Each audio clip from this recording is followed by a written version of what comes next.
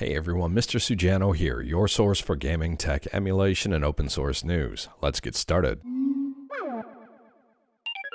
Alright, to kick things off, we're talking about Nintendo Wii U emulation on Android with CEMU, and CEMU Android just got a brand new update. This is the first release of 2025, and at the time of filming here, it's CEMU version 0.1.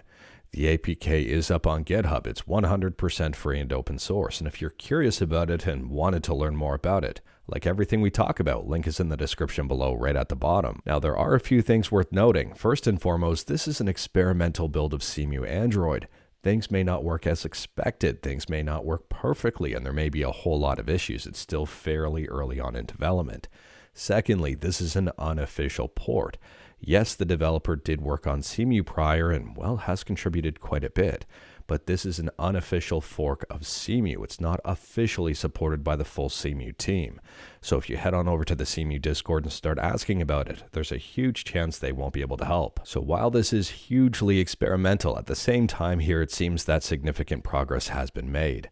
This person here has Breath of the Wild up and running at over 30 frames per second using FPS++. And on top of that, the same person here has the Wind Waker up and running at 30 frames per second and Smash running at 59 frames per second, and they're saying that the graphics have been fixed. And if I take a look at the screenshot here, it seems as if they're using a Red Magic 10 Pro, which has a Snapdragon 8 Elite CPU. So this has been done with a fairly powerful phone here. But overall, I would say this is very impressive. Let me know your thoughts about this one in the comments below. And speaking about experimental stuff, next up we're talking about Borked 3DS. Borked 3DS is an experimental Nintendo 3DS emulator based off Citra. It's a fork of Citra. So at the time of filming, Borked 3DS version 2024.3.10 is the latest update. It seems they borked the version number and put 2024 instead of 2025. Who knows? Anyways, here it seems they fixed a bunch of bugs and also improved the renderer. And continuing to talk about Nintendo emulators, next up we're talking about Citron, which is a Nintendo Switch homebrew emulator. And Citron just got a big update. So at the time of filming, Citron Canary Refresh version 0.6 is the latest update. And they say here, Citron Canary Refresh version 0.6 delivers significant enhancements to our emulation core, with a strong focus on Android optimization, memory management, and multiplayer functionality. This update substantially improves stability and performance while addressing key issues from the previous release. So while there seems to be a bunch of fixes and improvements across the board, one of the big things here is multiplayer functionality. They say they've added basic multiplayer support on Android, currently in development, implemented room owner moderation access. According to beta testers and the developer, multiplayer performance is excellent, and it sets a foundation for expanded networking features in the future. Next up, we're talking about ROMM, or ROMM, or subscribe to Mr. Sujano, depending on how you wanted to pronounce that. Anyways, ROMM or ROMM is a beautiful, powerful, self-hosted ROM manager and just got a very big update. So at the time of filming, version 3.8.0 is the latest update. And with this update, it brings about screenscraper.fr integration for metadata and also auto-generated collections. On top of that, they mentioned the MUOS app, which is an app for Ambernic devices in order to connect to ROMM. And there's a kiosk mode and even more. This one is a pretty big update. Next up, we're talking about Xbox, and this one has been rumored for quite a while now and finally seems coming to fruition. There's a brand new Xbox Handheld reportedly on the way, set to release at some point in 2025. All of the details can be found over here on Windows Central, and like everything we talk about, link is in the description below at the bottom. It's worth mentioning that that picture there is just a mock-up. We don't know what it's going to look like. We don't know the price. We don't know the specific release date. We don't know the specs. We don't know a whole lot of anything just yet, other than the fact that it's probably going to be running Windows. We're going to have to be patient here to see what the new handheld is going to entail, but I'm assuming we're not going to have to wait for too much longer if this is set to release in 2025. Let me know your thoughts about this handheld in the comments below. I, for one, am excited about it because I'm excited for new things in this space. I think the space could really use some new and good items. Not that they don't already have some great items, but I mean, at the same time, to see the space growing, I think is a big win. And on a side note here, it's also being reported that Xbox is targeting releasing the next generation of consoles in 2027. We're going to have to wait and see on that one, but I'm also curious to find out more about that. And speaking about future dates and consoles, next up we're talking about the PS5 Pro. And it's being reported that Sony is working on something very similar to FSR 4 and it's going to be coming to the PS5 Pro in 2026. Unfortunately, specific details of this are very scarce right now. We don't have a lot to go on other than the fact that they say it's going to be an evolution of PSSR.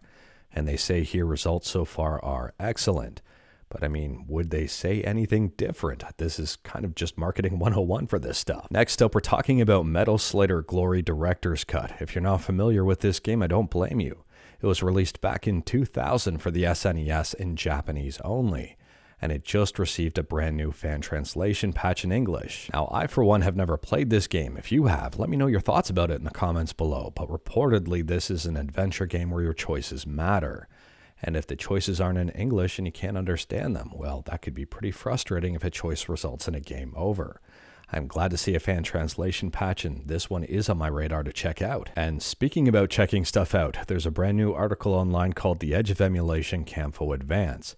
And if you've never heard of the Campho Advance before, this may be a good article to check out.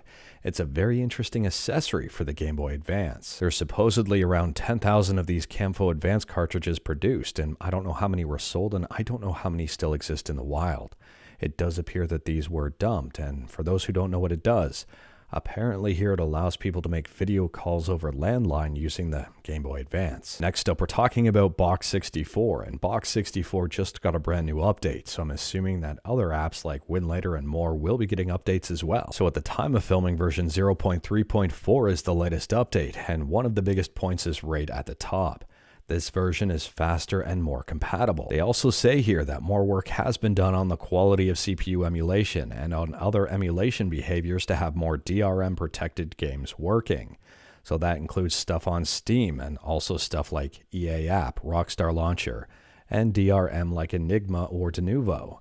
It's not going to guarantee that these things are going to work flawlessly, but hopefully there's less issues with them. And Android on this one may be a toss-up. And speaking about Steam, last up here we're talking about Steam, specifically the Steam client.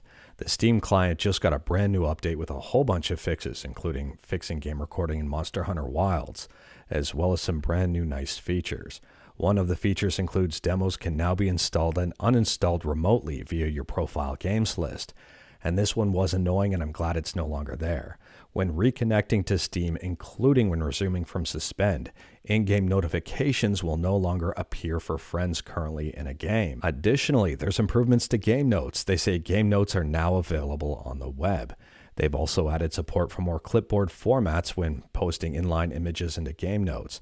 They fixed drag and drop for adding contents to game notes and even more. If you're not familiar with game notes, The Verge has you covered here with a pretty detailed article about exactly what it is. You can pin notes right to your screen and watch them and read them while you play. And this is very handy for some very involved games where you've got to do a lot of stuff and you've got to remember to do a lot of stuff. I normally just jot stuff down on my phone and consult my phone, but at the same time here, this is pretty convenient and it's been around for a while. But anyways, that is all I've got for you in this one. Straight to the point, all stuff and no fluff. I switched up my background today. This is a picture I took last year in Silent Lake, one of my favorite parks to go to, and well, the mornings there are absolutely gorgeous.